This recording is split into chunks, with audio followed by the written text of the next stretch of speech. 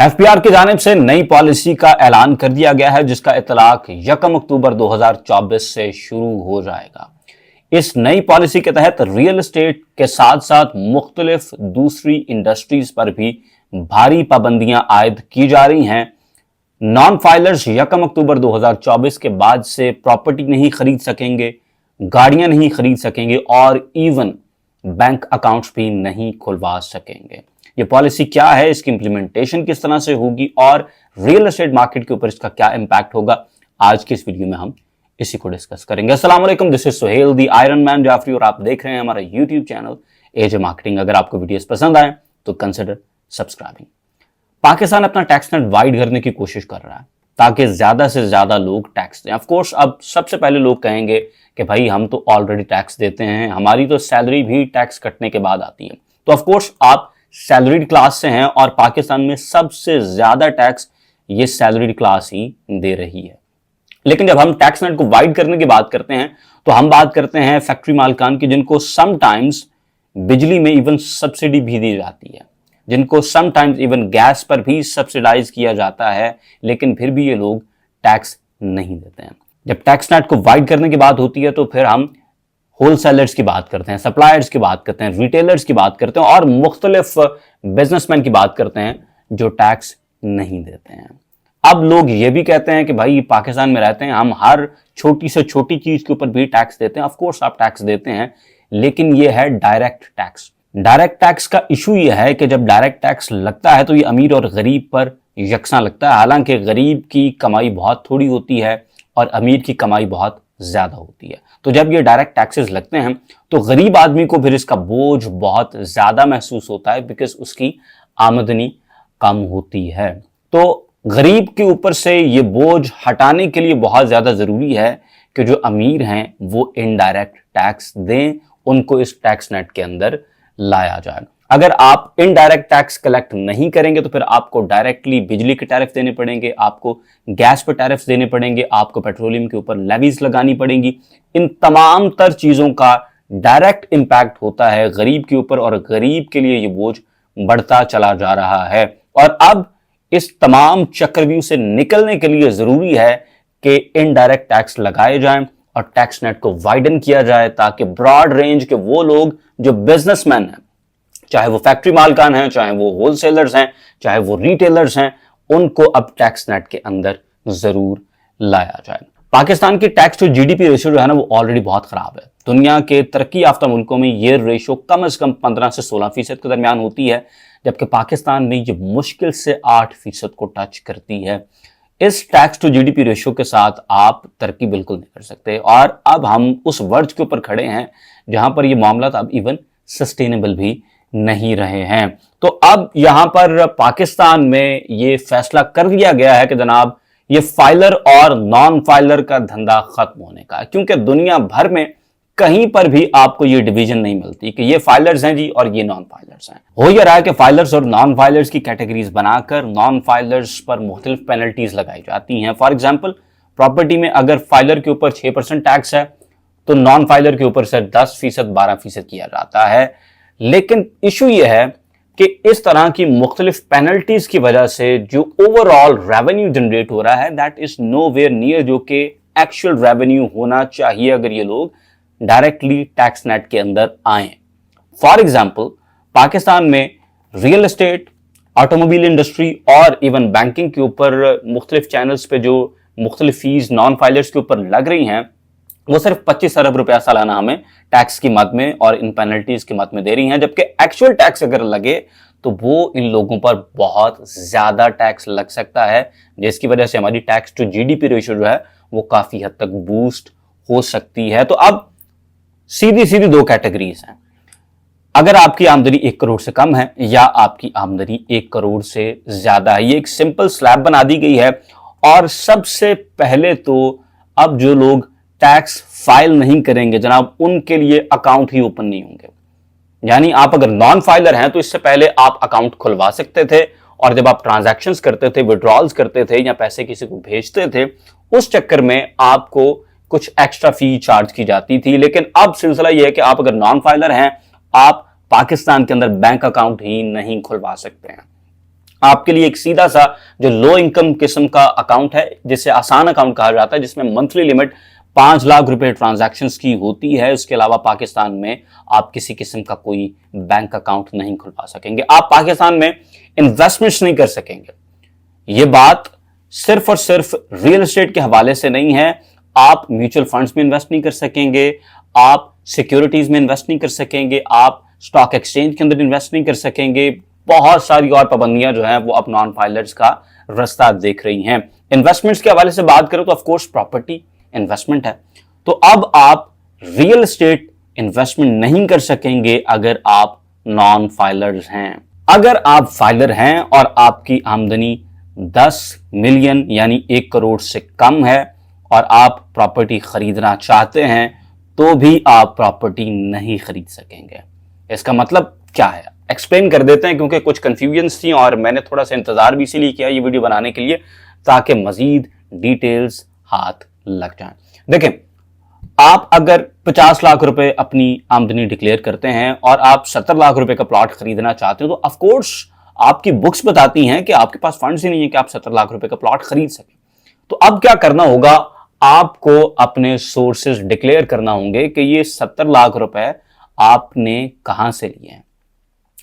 एक चीज पर अभी क्लैरिटी नहीं है कि ये 70 लाख रुपए अगर आप अभी शो करते हैं तो क्या अभी आपको फ्रंट एंड लोड किया जाएगा और यहीं पर टैक्स किया जाएगा, या फिर फ्यूचर के लिए रखा जाएगा कि नेक्स्ट ईयर से फिर आपके वो जो 70 लाख रुपए हैं, आपने उससे अगर प्रॉपर्टी खरीदनी है तो आपने उसका ड्यू टैक्स फिर देना है। लेकिन अगर आपके पास 1 करोड़ की लिमिट है तो आप अपने लिए प्रॉपर्टी नहीं खरीद सकते हैं अनलेस के आप अपना सोर्स ऑफ इनकम जस्टिफाई करें। दूसरी स्लैब है 1 करोड़ से अबव की। 1 करोड़ से ऊपर अगर आपकी सालाना आमदनी है तो उसके लिहाज से फिर आप प्रॉपर्टी खरीद सकते हैं और उसमें भी डिक्लेरेशंस होंगी।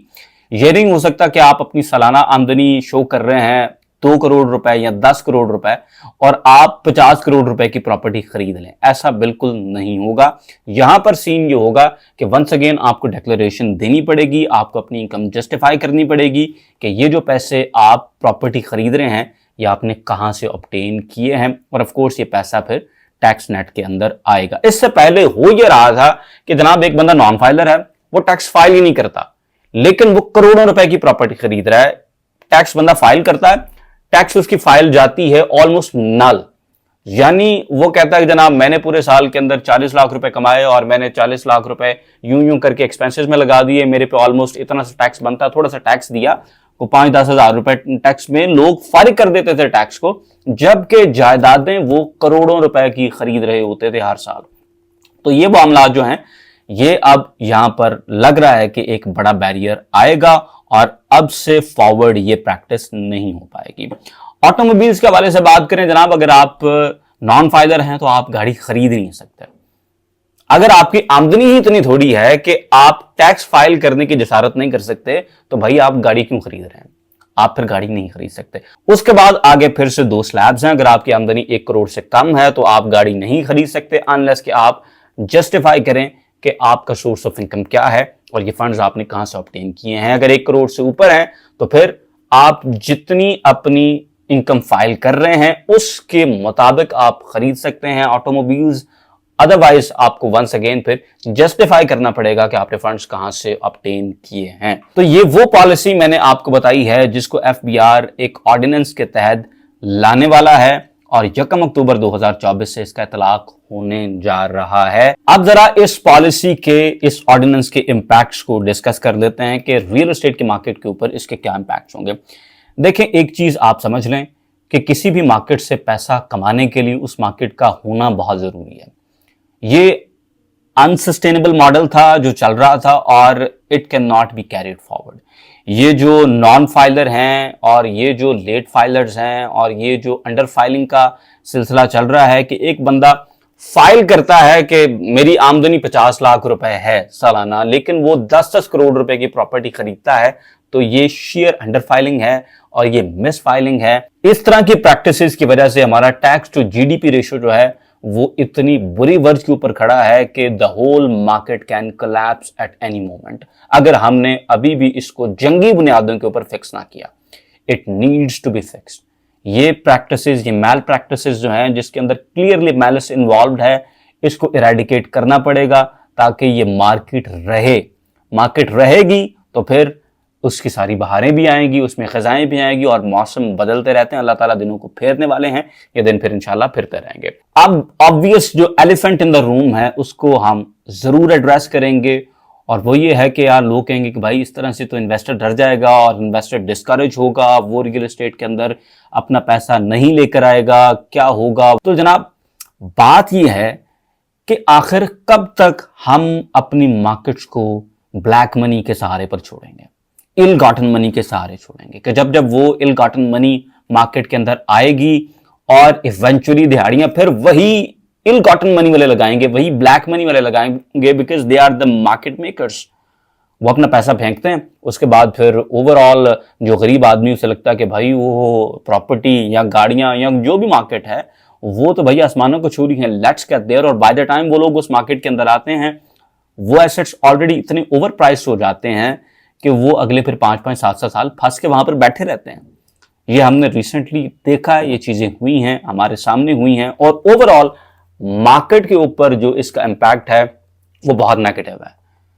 लोगों ने 30-30 लाख रुपए वाले प्लॉट्स तेजी में आर्टिफिशियल बूम के अंदर 50-50 लाख रुपए के अंदर खरीदे, बिकॉज एमनेस्टी थी, द मनी वाज फ्लोइंग, और कोई बंदा भी ये असेस नहीं कर पा रहा था कि अंडरलाइंग एसेट की एक्चुअल वर्थ कहां पर है और मार्केट कितनी ओवर प्राइस हो चुकी है। तो वो जो रिटेल इन्वेस्टर था उसने सिर्फ हवा का रुख देखना होता है। मैं अक्सर कहता हूं कि हवाओं के रुख शॉपर देखते हैं, जहां हवा चल पड़ी उसी तरफ चले जाना शॉपर का काम है, इन्वेस्टर का काम नहीं है। लेकिन लोग कहते हैं कि जनाब मुंडा मजाक कर दे, मखौल कर दे। मखौल की बात नहीं है, ये रियलिटी है कि जब इस तरह से अंधाधुंध ब्लैक मनी आप मार्केट के अंदर आने देंगे तो इवेंचुअली पैसा भी वही ब्लैक मनी वाले बना के निकल जाते हैं, और एक रिटेल इन्वेस्टर जो है, एक आम इन्वेस्टर जो है, वो बेचारा 5-5 साल फंस के बैठा रहता है, बिकॉज 30 वाली चीज उसने तेजी में 50 पे ले ली थी।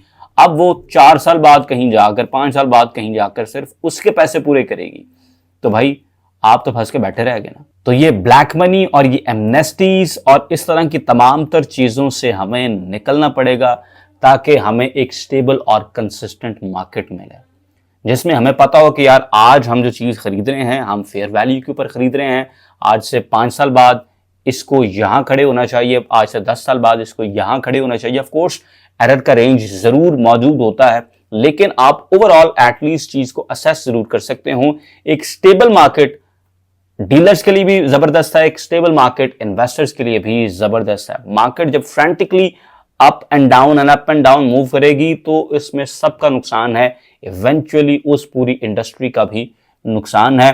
तो मेरे नजदीक ये जो पॉलिसी बन रही है ये सिर्फ रियल एस्टेट को स्नब करने के लिए नहीं है, ये पॉलिसी अक्रॉस द बोर्ड बन रही है, और ये बड़ी जबरदस्त पॉलिसी है, क्योंकि सबसे पहले तो टैक्स नेट वाइड होना चाहिए।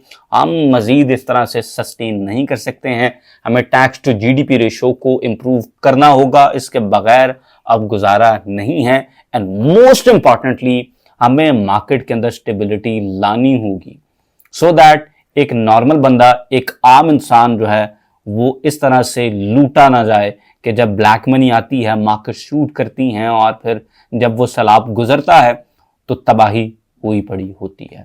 तो स्टेबल मार्केट्स की तरफ हमें मूव करना होगा। This is a very fine move, और अगर हम ये वाकई में कर जाते हैं, ये ऑर्डिनेंस पास होता है और इसकी इंप्लीमेंटेशन शुरू हो जाती है, I think it will be a financial revolution in Pakistan, क्योंकि बड़ी देर के बाद कोई वाकई में सॉलिड चीज ऐसी होगी जहां पर एफबीआर सिर्फ बातें नहीं करेगा बल्कि हमें कुछ करके भी दिखाएगा। क्योंकि इससे पहले हमने जितना भी अपना रेवेन्यू बढ़ाया है वो हमने इन्फ्लेशनरी किस्म के मूव से ही बढ़ाया है, हमने कोई टैक्सेस कलेक्ट नहीं किए, यानी टैक्स नेट वाइड नहीं किया।